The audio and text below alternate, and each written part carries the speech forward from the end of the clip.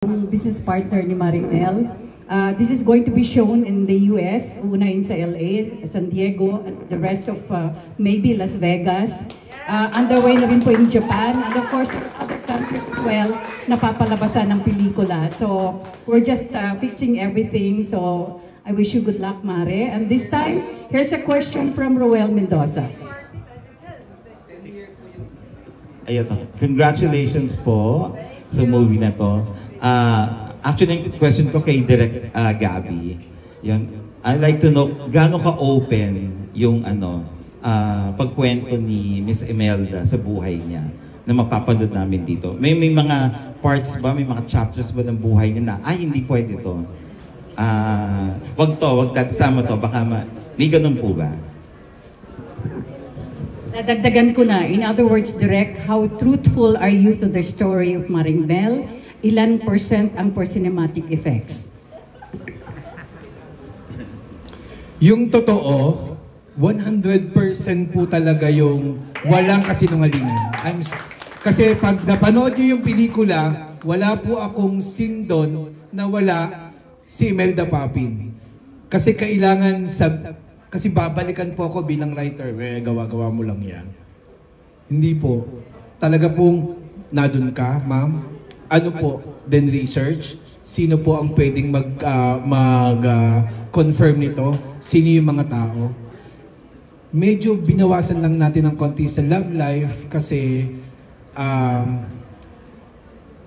gusto naming dahan-dahanin sa inyo kung gaano kasarap magmahal si Imelda Papin dito. Binawasan po namin yung dapat bawasan, pero ipinakita ko naman yung ayaw niyang ipakita para solve na solve po dito. And gaano ka-truthful po ito, it's the same thing. Babalikan po kasi kami kapag mali ang kwento at pag wala pong ebidensya. Buhay na buhay nga po yung ebidensya. Buhay na buhay po siya. And siguro kung nagkamali ako, o siguro kung sa pagsulat ko, merong hindi tama, ang una po magrereklamo, mga kapatid niya, mga kasama niya, mga kalirasa niya, at baka wala po ako sa tabi ni Madam ngayon kung hindi siya nagtiwala sa akin na sulatin at i-direct po yung kanyang pelikula. Salamat po. Thank you, Direk. We will just accommodate a few more questions. Follow up, Ruel. Ano po favorite part ninyo sa movie? Miss Imelda, ano yung favorite part ninyo sa untold story na ito na proud kayo?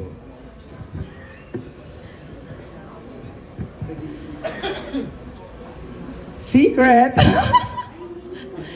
Makikita nyo na mamaya. Pero meron akong paboritong scene doon. Siyempre yung anak ko at saka yung former husband ko. Yun. Panoorin nyo yun. Ako lahat mahirap. Kaya hindi ko magustuhan yung scene. Ang hirap kong ginawa. Madagdag ko lang, pag yan din lagi namin chismisan ni ma'am, anong favorite mong scene doon? Pag sabi niya, gusto ko yung ganun. Sabi ko, ma'am, alam niyo ba meron kaming isang scene lang, yung one day lang, almost a month namin pin-repair. Almost a month namin pin-repair. Especially kapag 1,000 talents na pinag-uusapan. Meron dito sa to. Hindi po siya yung parang sa bahay lang, tas nagtinginan, pelikula na, hindi po.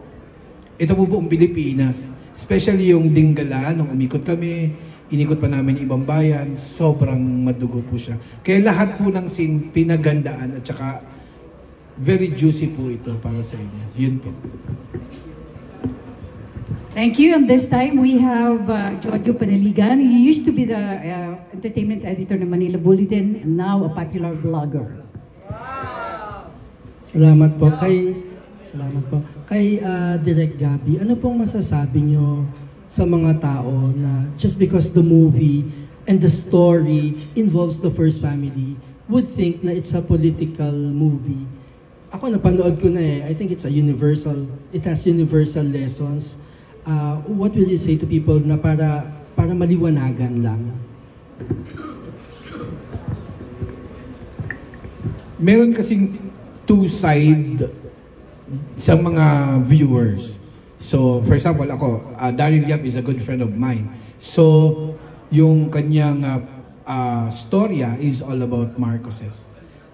Ako naman, on the other side, kay Imelda Papin. So ang boss namin dito, bukod sa ang boss namin dito, kung ano talaga yung kwento. So yung narrative. Yung narrative kasi ni Imelda Papin, it so happened, sobrang close talaga sila ng first family. Halos magkapamilya na sila. Pamilya talaga sila dito. So, para sabihin ko dun sa mga nanonood sa ganyang mga kwento, hindi rin naman nawawala yung mga basher, hindi rin nawawala yung wala nalang magawa kundi magsalita. And I really thank them. Kasi mas magandang napapag-usapan yung pelikula at mas maraming magiging curious at mas maraming manonood. And wini-welcome ang team namin, especially pag si Mafi nga kinausap ko about that, ngumingiti lang yung bata. Sa kanya ko rin kinukuha kasi yung direct ganyan lang sila. Pero sa totoo lang, wini-welcome ng buong team namin ang lahat ng pwedeng sabihin ng kahit na sino. Kasi it's an open book, it's an open material, and na-appreciate namin dahil mas maganda yung pinag-uusapan ka kaysa sa hindi ka naaalala. Yun lang po. Salamat po. Thank you, Direk. Miss Imelda po. Sabi ko nga napanood ko na yung movie and it's a truly remarkable life. Napatuloy pa din yung nag-continue pa din yung journey niyo. Inisip ko lang, wala na ba kayong political plans? Sana tinaon niyo na lang tumalapit-lapit doon kasi madaming mai-inspire sa inyo. And I know you can contribute as you've done before.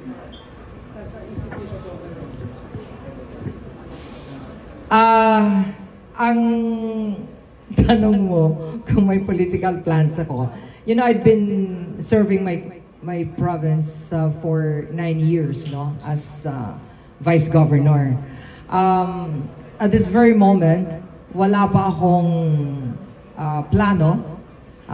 Lagi akong nagtatanong muna sa Diyos kung ano talaga ang pwede niyang ibigay sa akin this time. So, ang gusto ko lang, mapanood ng lahat ng mga Filipinos kung pwede ang buhay ng Imelda Papin. Kung paano niyo ako tinangkilik bilang singer na halos lahat ng Filipinos alam lahat ang mga songs ko, kahit mga bata, ay sana ganun din po ang pelikulang ito, na panoorin nila lahat. Dahil very inspirational talaga. Thank you. We hear from Gorgie Rula from PEP, PSN, and DZRH. Ay, sorry. Good afternoon po. Sorry na late ako. I don't know kung baka natanong na ho kanina. Since malaki ho yung participation sa story ng Marcos family, may miyembro ba ng Marcos family na nakapanood ng movie? At did they express their support for this film?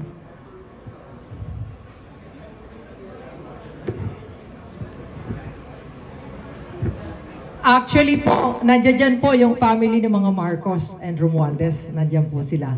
Manonood po sila nandoon. Siyempre po, ang ating President Bongbong Marcos is supporting this movie. Ang sinabi niya nga, gusto niyang manood during our premiere night. But of course, sabi ko, for safety reason, dyan na lang panoorin sa Malacanang. So, in fact, tinaas niya pa yung shirt na binigay po namin ni Governor Ejercito. Sabi niya, maganda to. At nung tinanong ng Governor Ejercito na at sinabi niya na meron pong scene dito sa Hawaii, ang sabi ni Presidente, ay nako, si Mel ang tanungin mo niyan dahil siya ang nandoon, wala kami doon. Nakakatuwa, kay maraming salamat po sa ating President Ferdinand Marcos Jr., sa kanyang pamilya at kay Ninang, sa inyo pong lahat. Nakausap niyo mo si former First Lady?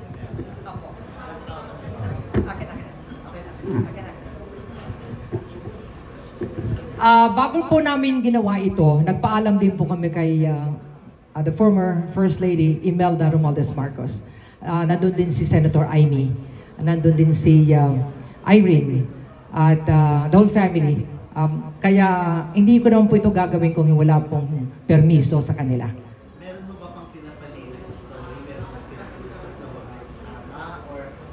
binigyan kayo ng freedom to relate all what happened in Hawaii? Actually po,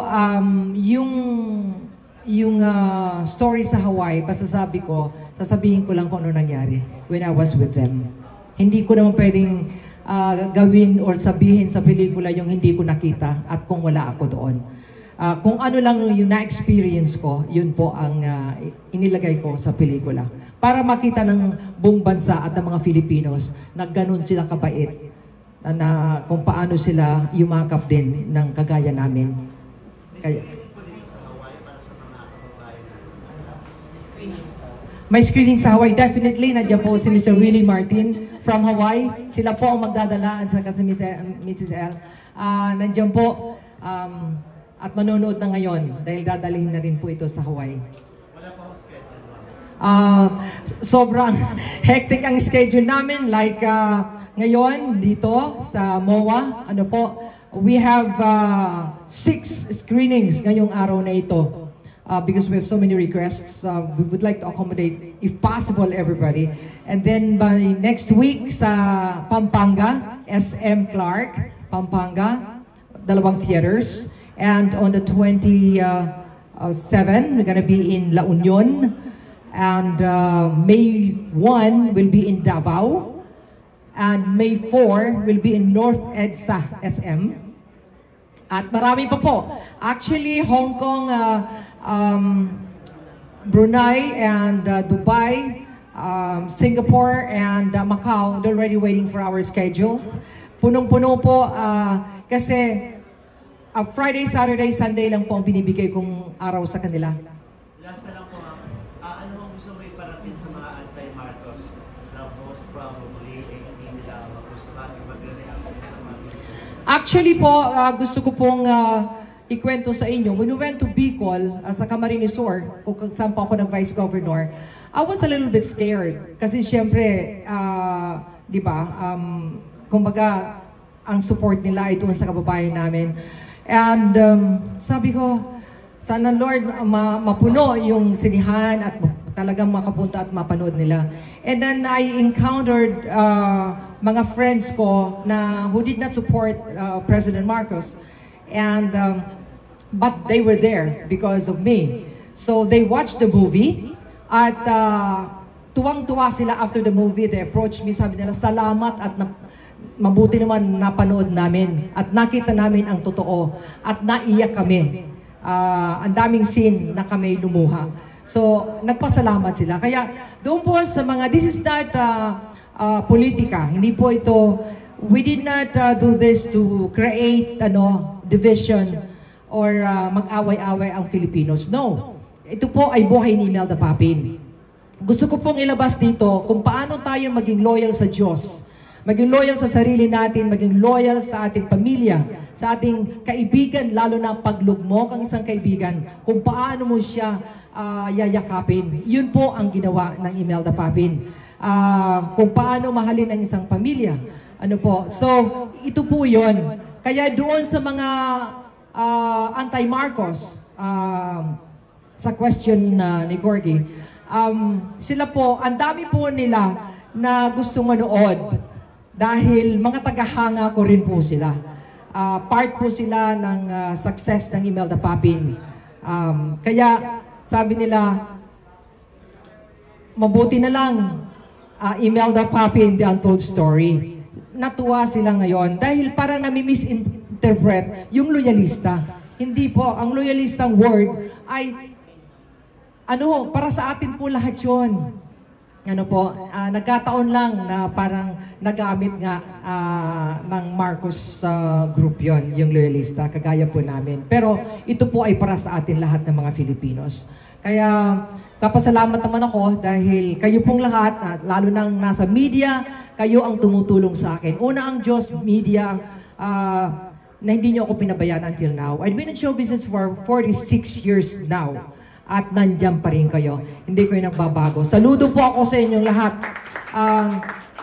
Si Maring Aster is helping me para may promote po ito. Maraming salamat si Obet Serrano and Joey Sarmiento. At po kayong lahat ng mga kaibigan namin sa media, kahit yung mga baguhan lang, mga vloggers who are present here. Maraming salamat and spread the news that this is a good movie for the Filipino people. Nandito ang PTV4, salamat, Bien, salamat. At marami, lahat ng mga stars na narito. Si Eugene Assis, thank you. Nilagay mo ko sa front page, maraming salamat sa People's Journal. Salamat po.